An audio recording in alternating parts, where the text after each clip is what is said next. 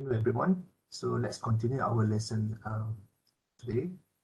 We are going to continue today with the CFD black box. So before we go into details, just a recap on our semester plan.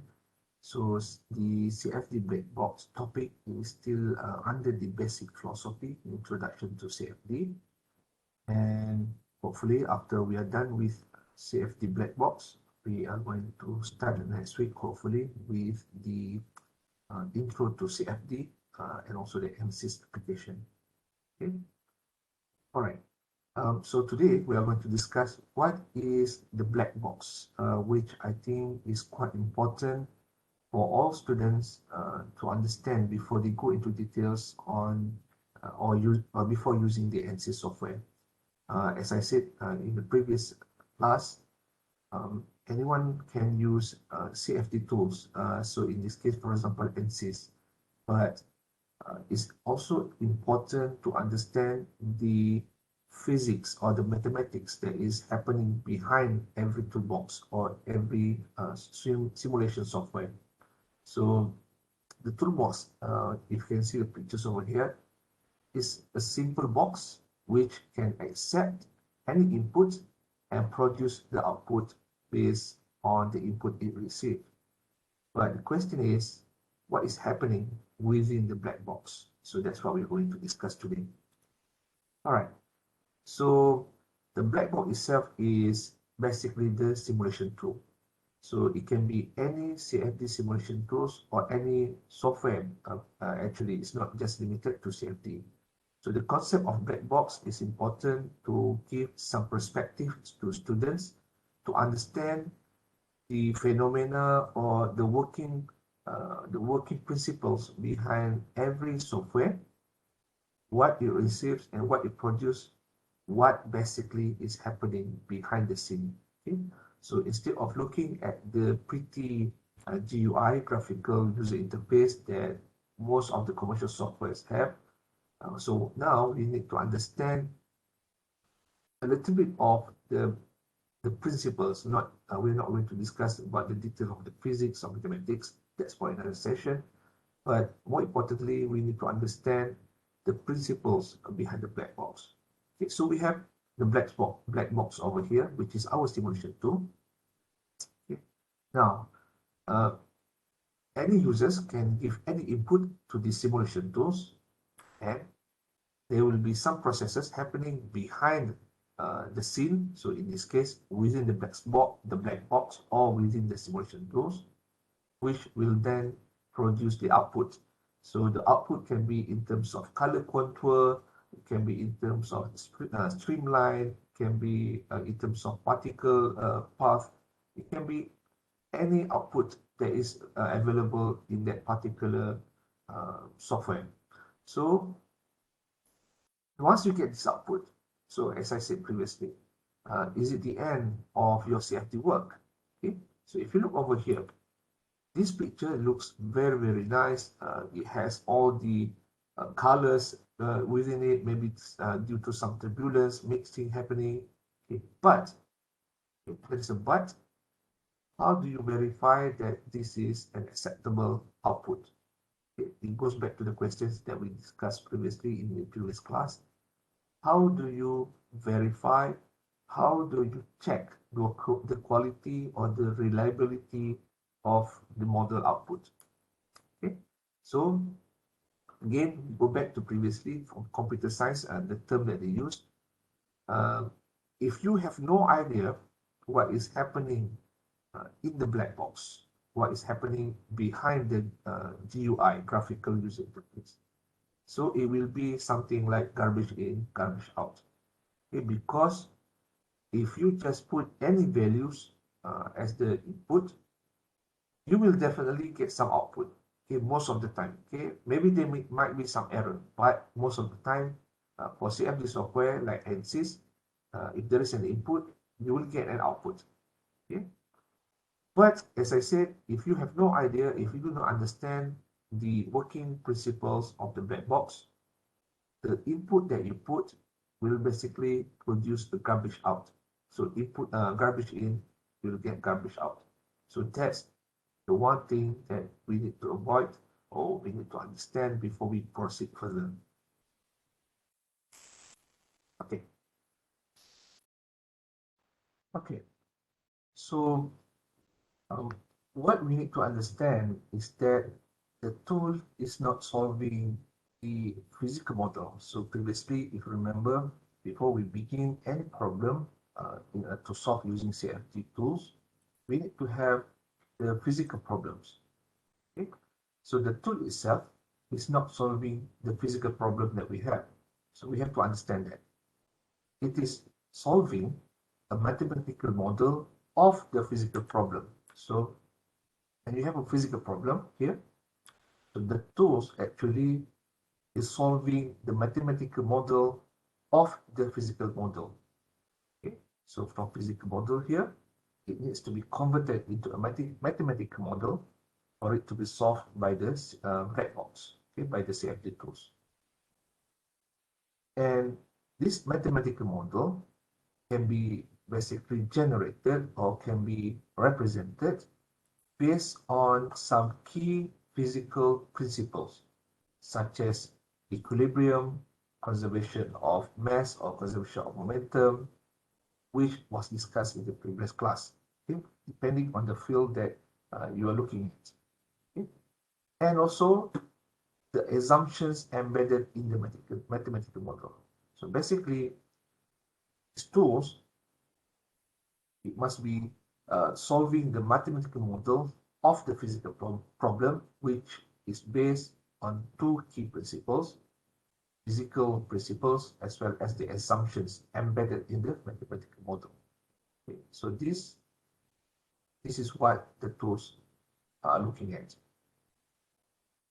Then, the most fundamental thing that you need to understand or you need to know about the simulation is, the first one, what is the mathematical model being solved? Second one, what is the physical principles it is based on? And the third one, what are the assumptions embedded in the mathematical model?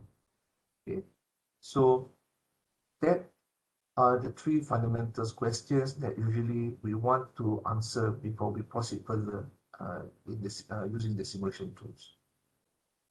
So next, the tool can then obtain a numerical solution to the mathematical model and get selected variables at selected points.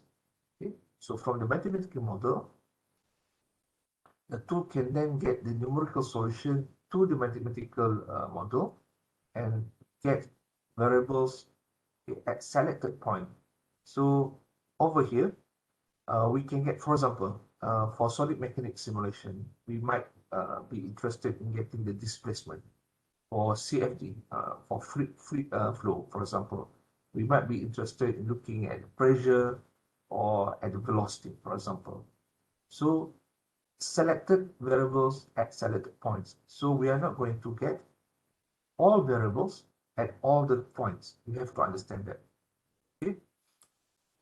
So we are not going to obtain selected variables everywhere. It's not continuous, okay, across the nodes or the grid cells. We are going to get the solution only at selected points or selected nodes, okay, on our mesh.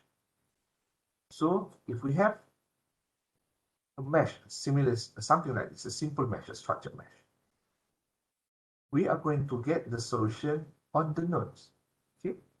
But we are going to discuss later the nodes itself or the position of the computation value can vary according to the principle or the method that we use. It can be in the middle of the cell. It can be across the intersections over here. But the point is, the numerical solution will compute the solution on selected variables at selected points. So it will not calculate all the value across the nodes. Okay, so you have to understand that. Okay. The other one, by looking at the simple grid, basically one key point that you need to remember and keep in mind is that meshing is very, very essential, it's very, very crucial in getting the output desired. So further, in the next few lectures, we are going to discuss basically type of grid or mesh available that we can use, as well as how can we generate mesh to basically give us the accuracy that we need for our solution. Okay. So we have physical problems. Okay, these physical problems is being represented by the mathematical model based on the physical principles, the assumptions that we made, and then the tool will obtain numerical solutions of selected variables at selected points. Okay. Now, after that,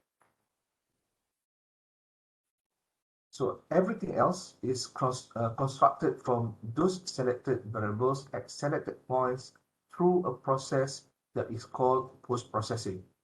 Okay. So post-processing is where you see the beautiful, nice, pretty picture colors of the contours or the streamline that is generated as your result. Okay. So we have post-processing, basically displaying all the computed values on the selected nodes. Okay.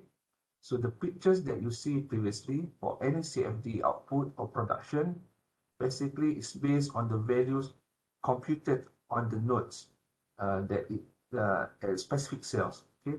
So that's why you can see some of the colors changes, for example, from red to green to yellow to blue. So they are all based on the computed values of the selected variables at selected nodes. Okay. So after that, when we are in the tool, it's very important to separate out what we are doing under the category. Are we affecting the numerical model? So you need to ask yourself, are we affecting the numerical solution procedure? Or are we affecting the post-processing? So it is very, very critical for us to understand the models, the behavior of the tools before we proceed. Okay?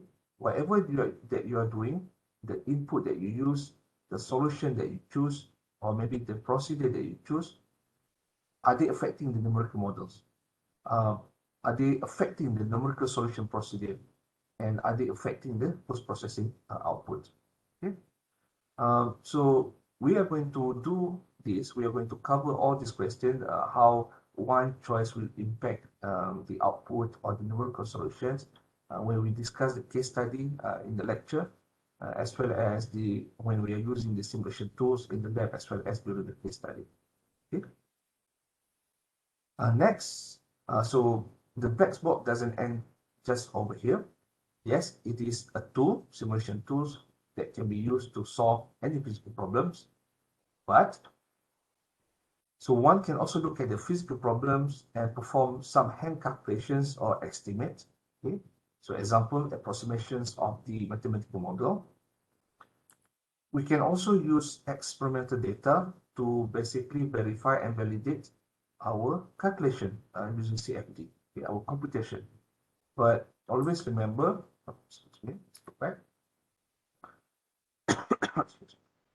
always remember what we discussed before, the pros and cons of both analytical methods as well as experimental data. CFD goes hand in hand with both analytical and experimental. Each of these techniques have their own downsides as well as advantages. Okay, we discussed before, for example, experimental, we want to conduct experimental procedure or let's say tidal turbine to investigate tidal turbine efficiency. It is expensive. Okay, and for analytical procedure, for example, is limited to very simple cases. But in the end, you need these two analytical method as well as experimental data, is two data in order for you to validate the output from your simulation, your CFD simulation. Okay? Because without these two data, how are we supposed to know what we are doing, what the input that we give, the solution produced by the CFD tools are acceptable or not? Okay, so it goes hand in hand, both CFD, theoretical analysis, which is hand calculation, as well as experimental data.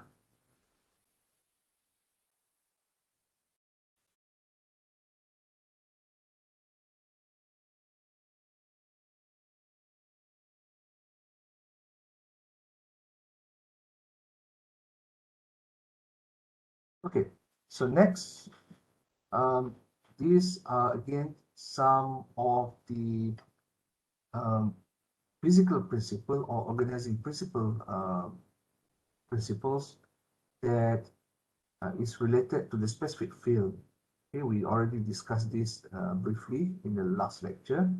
So the tools basically will try to understand or try to solve the governing principles, okay, specifically the applications or the type of problems that we are dealing with.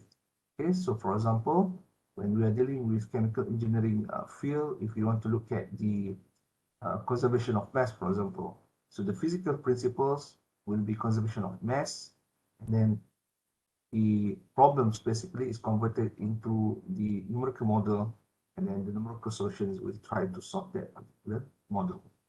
Okay.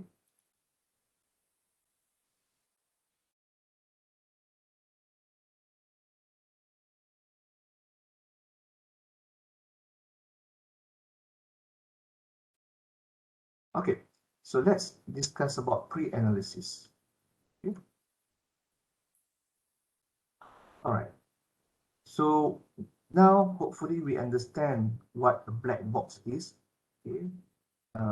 Hopefully we understand a little bit about what is the processes, the process that is happening behind the black box. So as I said, for all engineering subjects, most of them can be solved by using calculations or mathematical model. So the same with CFD.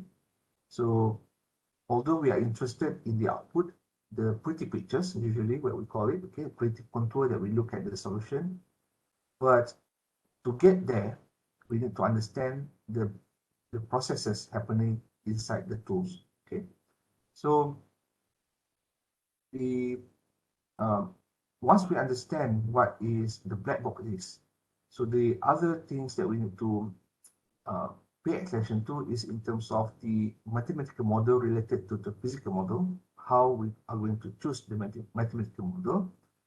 And the next question is the numerical solution procedure or the numerical solution strategy to be used. Basically, there will be errors. So you all need to understand that whenever we are using CFD, there will be errors involved.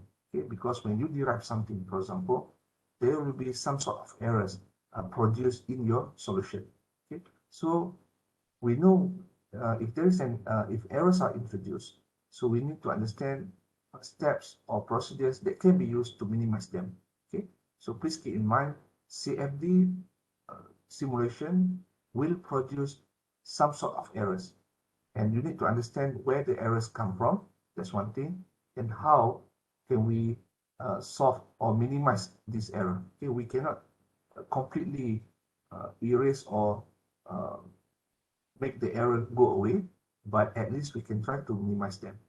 Okay, and also the end is all about validating your data. We have to use hand calculation or experimental data of expected results for validation and verification. So we are going to discuss this as we go throughout the semester.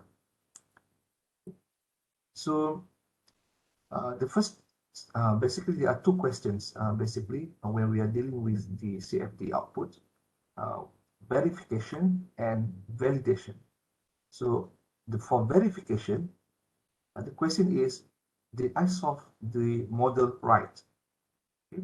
So, for example, you have the color contour over here. Okay. So let's say you have an object. Okay. You have an inflow and outflow. Okay, and so this is a velocity contour. So you know this is a velocity value. So from this picture, for example, okay, you have the results. How do you know that it is consistent with the mathematical model? How do you know that you solved the model right? Okay, so first, you need to verify the consistency in terms of mathematical model. Behavior at the boundaries, for example, is it consistent with the boundary condition set? Okay, later on, we are going to look at the wall, the boundaries at the wall. You can either use no-slip condition or you can put some shear at the wall. So if you put some sort of shear at the wall, how do you expect the behavior of your output to look at the wall? Okay, so you should have some idea of the output. You may not have the exact idea of how the outputs looks like, but at least, for example, when you are setting some sort of value at the wall, let's say you put some value for the shear. Okay, when you have a shear, you know there will be some sort of drag, okay, some sort of interaction between the domain and the wall. So uh, you expect that. Okay, then second one, for example, for fluid simulation, is the momentum conserved? Okay, how do you know the momentum is conserved? Okay, so for example, if you look at this object, okay, you have an inflow. So from the conservation of momentum, conservation of mass, for example, we learned before in thermodynamics, the mass is conserved. Okay? Momentum is conserved, so it cannot be it cannot dissipate or disappear just like that. So it is conserved, but it can change from one form to another. So for example, for this object, okay, just by looking at it, we understand that once it basically reach at the face of the object, the velocity will reduce because of the obstacle. So it is by logic and based on our experience from thermodynamics, from fluids. So if you look over here, so the velocity is quite high before it reached at the front face of the object. So it makes sense. So the velocity reduces. Now, based on the conservation of momentum or conservation of mass, we know that the mass needs to be conserved. It cannot just disappear, so it changes form. So if there is a reduction of velocity over here, so the mass needs to go somewhere, the momentum needs to go somewhere, okay, the momentum from the fluid. So it has to go around the object, the obstacles. Okay, so in this case, it can be a simple cylinder. Okay. So if it goes around the cylinder, okay, because based on the conservation of momentum, the flow must accelerate because it slows down at the face of the object. Okay, and then in order to conserve the momentum, it has to accelerate around the object. So this is what we look at from the color contour. So we have red region means that there is an acceleration of flow around the object. Then behind the object, behind the cylinder, there will be a turbulence, a mixing region. We call it a mixing region. Okay? Downstream means behind the object. So downstream of the object, there is a reduction in velocity, and we expect this because of the mixing that is happening. Okay, there's a reduction because the flow did not immediately converge behind the object. It takes a while basically for the velocity to merge behind the object and recover its initial velocity. So all that is represented in this velocity control. So by using basic knowledge in thermodynamics and fluid mechanics, by looking at this figure, we can pretty much say in confidence that this result is acceptable, okay, because it obeys some of the mathematical models based on the conservation of momentum and mass, and it exhibits the behavior expected from the problem. Okay, we have a reduction of velocity here, acceleration, and reduction of velocity behind the object, and then the velocity recovers, okay, after the downstream, after at a certain distance and recovers at the back. So the output can be visualized or can be analyzed by naked eye based on our understanding of the physical problems. Okay, and we look at the second question, the level of numerical errors acceptable. How do we know this?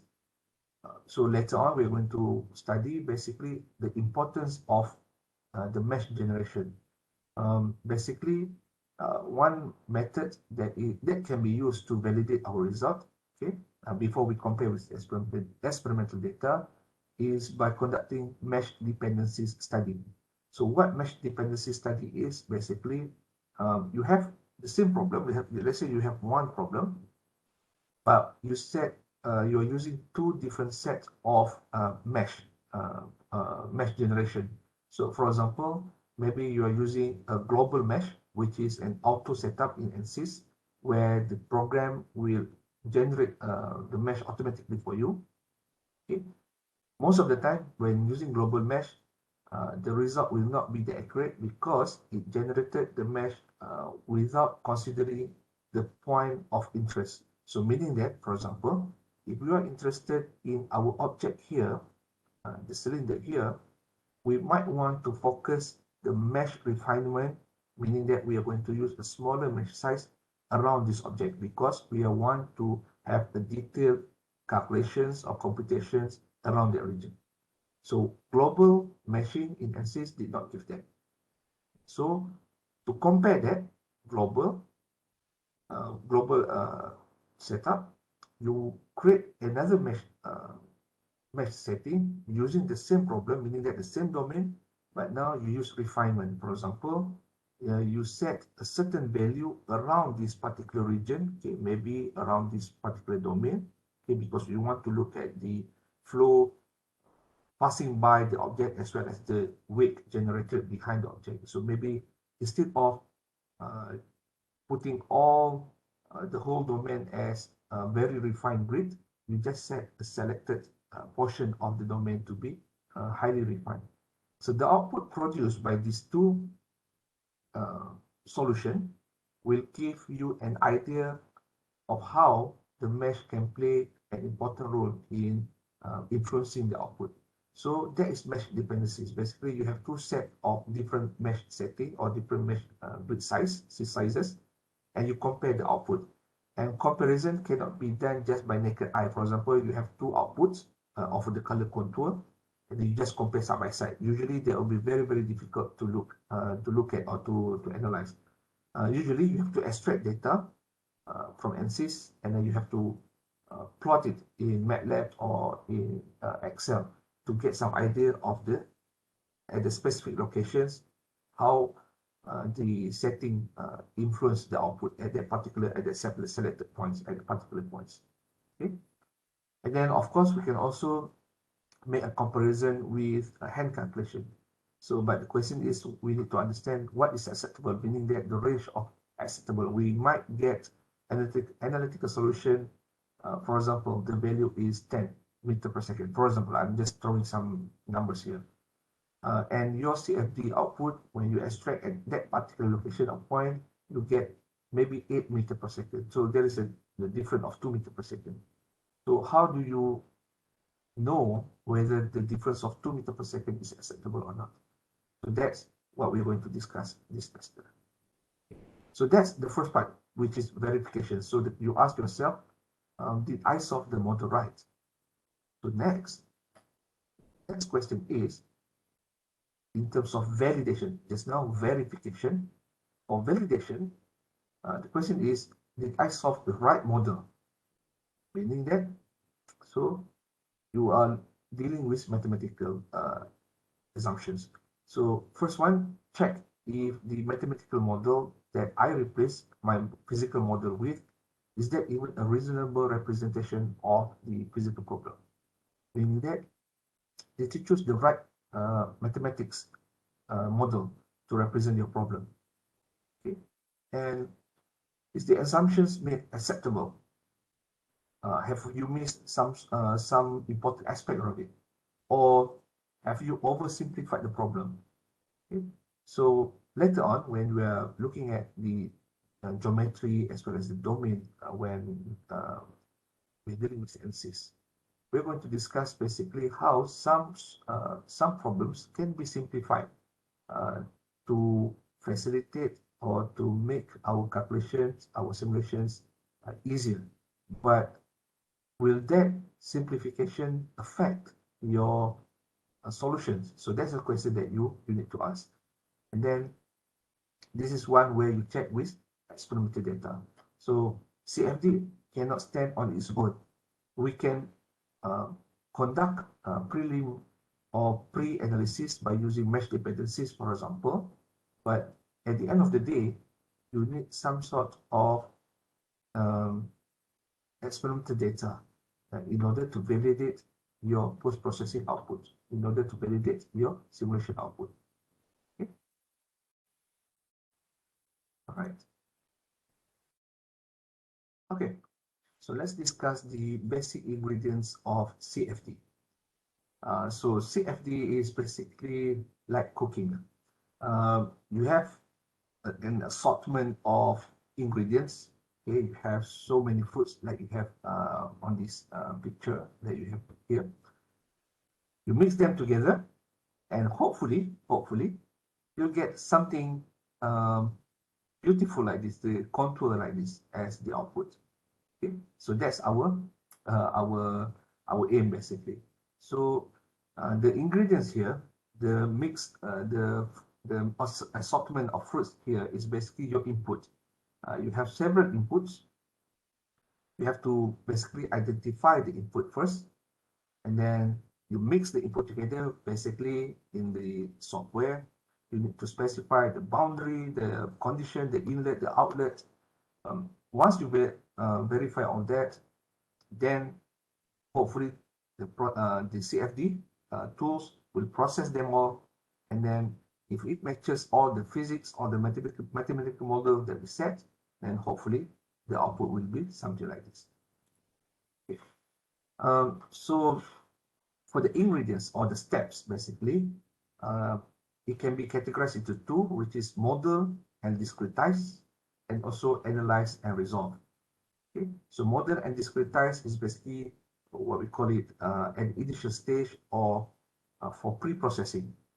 Okay, so for model and discretize options, or it's not options, model and discretize part, we have the mathematical model as well as the discretization method. Okay. For analyze and resolve, we have the numerical scheme that we need to choose, and then of course we solve them, and then we have the post-processing and visualization. Okay, so this is the general steps. Okay. So where does all the steps fit into the CFD BlackBox? As you can see over here, we have the mathematical model and discretization method, which falls under this part. Okay. So discretization method is basically the FDM or FVM, finite volume, finite difference, or the FEA, finite element analysis, that can be used for any particular problem. Then we are going to analyze the scheme, which is within this CFD BlackBox, solve it, okay, at selected variables, selected points, and then we are going to have the post-processing. Okay. All right. So under model and discretize, okay, first we need to set, we need to understand, we have to set, or we need to understand there is a set of partial differential PDE, we call it PDE, partial differential, or integral differential equations, okay, where we can put at the boundary conditions or at the domain itself. Okay, we have to define our domain. Then keep in mind that all models or all assumptions can be solved in error, meaning that there will be some errors introduced in our tools. So later on, when we are looking at the PDE, partial differential equation, in deriving the Navier-Stokes equations, we are going to look at the Taylor series expansion. We are going to have one term that is called the truncation error, where the errors is being introduced in the PDE itself. So that's one source of the error that might contribute to the deviation of the CFD output with the experimental data. And then the discrepancies between experiment and CFD solution is common due to mathematical model was not appropriate description of the physical problem. Okay? This is because we need to understand the physical model has its limitation, meaning that we cannot replicate. Okay, most of the time, we can make some general ideas, we can make some general assumptions of the physical models, and then we put it in our CFD toolbox. But most of the time, the assumptions are, well, quite oversimplified. We pretty much simplify everything. I think based on thermodynamics or fluid mechanics, are quite familiar. Usually there will be certain assumptions made before we solve that particular problem. Okay, for example, it will be inviscid flow, for example.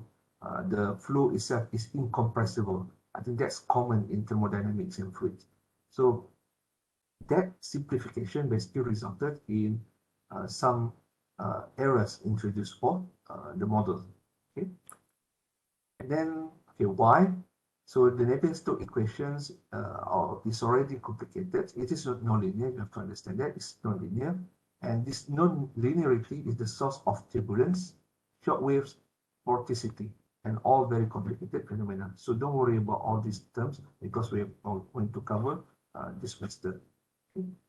And then if you add combustion, multi-phase situation, vaporization, then it's going to get messy, meaning that it's going to get very, very complicated. The flow itself is nonlinear for Navier-Stokes. Okay. And we can have a look, or we can look at the general phenomena of vorticity turbulence. That's quite okay. But when we are dealing with the combustion, we have several phases. For example, you have fluid changes from fluid, you have a water changes its behavior to vapor, for example. You have different phases. Then your calculation or your computation is going to get very, very complicated. Okay? So that's why assumptions is important in engineering, in mechanical engineering especially. Usually because I relate with thermodynamics and fluid, because I think that's the simplest relationship that I can use, because thermodynamics involve the Newton's law, for example, the conservation of momentum and conservation of mass. And for fluid, because it's CFD, we are dealing with fluid mostly. So that's why I relate most of our topics with, or most of our contents with fluids and also thermodynamics. Because from there, from the previous classes in thermo and fluid, we already made those assumptions. And hopefully you understand those assumptions are made because of several reasons. Okay, to simplify our calculation, to simplify our simulation. But those simplification, those assumptions have an effect. Okay?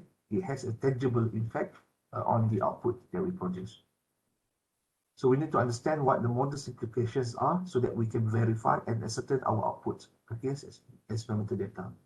So if you write down in detail, okay, these are my simplification. Okay.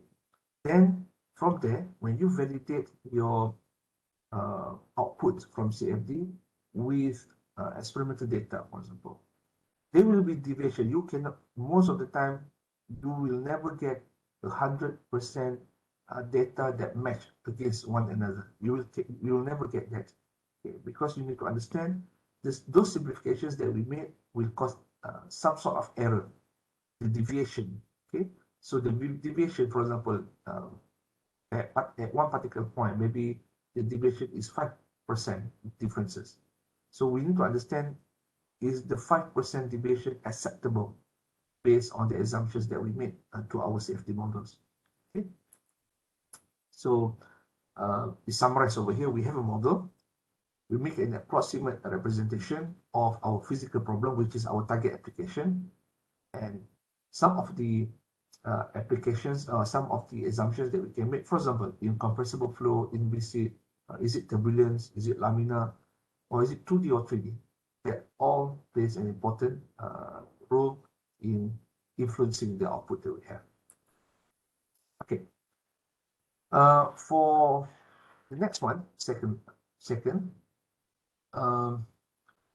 in choosing the discretization method, Okay, what discretization means basically is a method to approximate the PDEs by a system of algebraic questions. So if we have a function, something like this, fx, okay, which is a function of L, okay, ux, what you want here is to convert this function into something that is quite familiar for us, which is algebraic questions.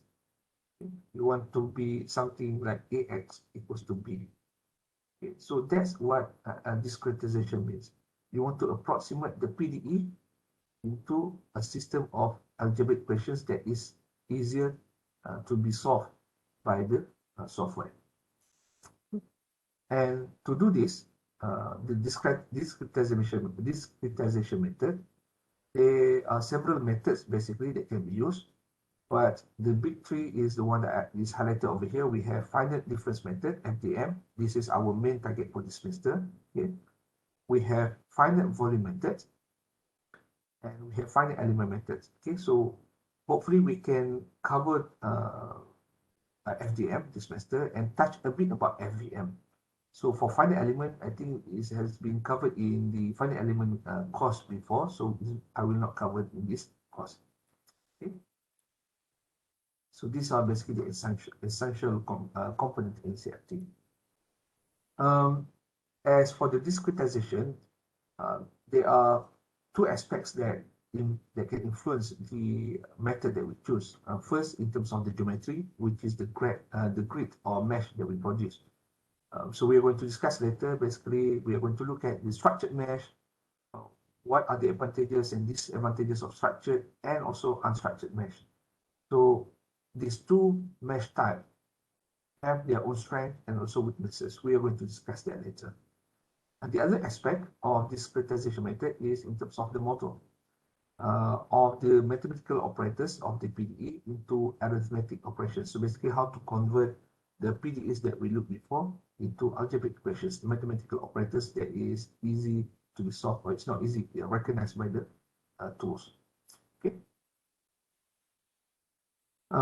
Next, for the analyze and resolve, or step 3, we have to choose a numerical scheme. So I think this is valid for all CFD software, okay, even for NCs. So all numerical scheme must satisfy certain conditions to be accepted. Okay. So for example, we need to look at the consistency, stability, convergence. CFD is a very, very matured field, and there's so many things to be covered actually in CFD course. So for undergraduate level, at least, we need to understand at least the convergence, because I think for those who have used ANSYS before, when you start basically when you start processing your input, there will be a graph plotted with all the data of the residual. So that is a convergence basically. So we are going to cover later what does this plot means basically. What does convergence mean? What is stability? Stability can be related to CFL number, current Frederick-Lewis condition, but it will not be covered here in this course. Stability, convergence, consistency, they are all related to the mesh, for example, the numerical scheme that we choose. So they are all interrelated. You cannot say, oh, I have set my mesh to be very, very refined, so I should have no problem to get a good output. No, you cannot say that, because they are all related. So the mesh itself is related to the numerical scheme that you choose. For example, on the number of iterations, how many iterations should be enough to solve that particular problem? What is iteration basically? What is convergence? So we need to discuss that later. Okay. So all this is related to the accuracy. And then of course we look at previously the black box. We obtain breakpoints value at all or selected flow variables. So we can have two situations, whether the solution will be unsteady or steady. Okay. So these are the pretty images that we discussed before. These images basically depends on was obtained. The colors are obtained basically based on the values calculated at each of the grid size. So basically, from here, you understand, or you can pretty much know that the grid size plays a very important role, because if you have a coarse grid, coarse means you have a large grid size, then the values that you have over here will not be accurate, because it will basically take the average value of this large cell. So it will not be accurate, because, for example, the value from here to here, okay, there might be fluctuation. Okay, so let's say this is 1, this is 5, for example, 1 meter per second, this is 5 meter per second. So if your grid size are big, so if it takes just the average value in the middle of the cell, then 1 plus 5, you take the average value, then it will be a large number. Instead of, if you take a closer value, then it will calculate point by point at a closer region. Okay, so CFD in short is basically, if I can summarize, so we already have a look at the CFD black box. We have a physical problems, but what is happening within the tools is you need to represent your physical problems as a mathematical model, which is then being solved by the numerical solution at selected variables and at selected points. Okay, and you have to validate your CFD output with analytical and experimental data as well. Okay, so this basically a recap of what CFD is.